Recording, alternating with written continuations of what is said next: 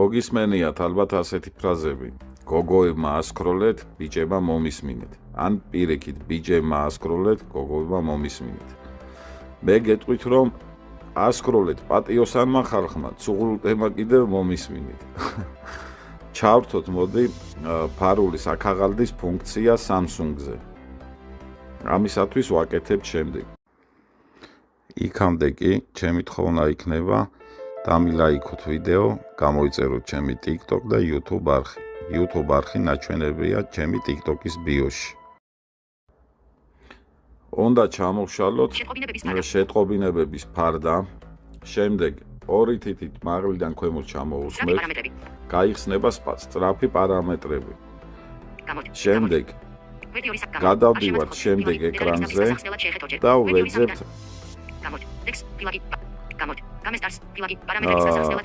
Game Stars, ანუ მე მიწერია ფარულ პაპკაზე Game Star.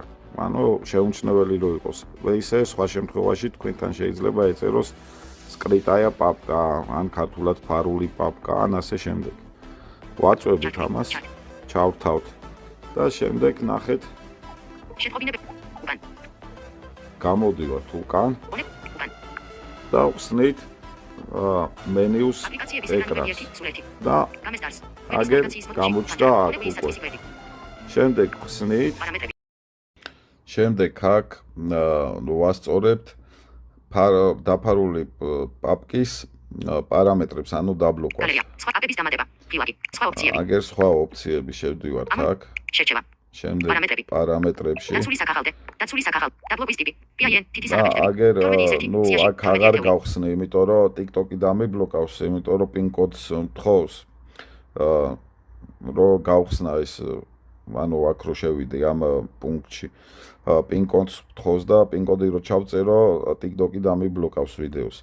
ასე რომ თქვენ შედიხართ აქ, უთითებთ PIN კოდს ან პაროლს, როგორც თქვენ გინდათ, თქვენი სურვილისამებრ და შემდეგ იქ არის ბიომეტრიული მონაცემები, ანუ თითის ანაბეჭდი. თუ სურვილი გექნებათ, ასევე თითის ანაბეჭდს გააქტიურებთ. ამის შემდეგ ჩვეულებრივად მოიხმართ ფარულ საქაღალდეს, ანუ პაპკას. ვერავინ ვერ გახსნის თქვენ ნებართვის გარეშე და ასევე გაჩვენებთ ახლა როგორ შეიძლება დაიმალოს. ჩამოვშლით ისევ შეტყობინებების ფარდას, შემდეგ ისევ ორი თითით ზემოდან ქვემოთ ჩამოусმევთ. სწრაფი პარამეტრები. და შემდეგ გადავდივართ მეორე ეკრანზე. ვეძებთ ისევ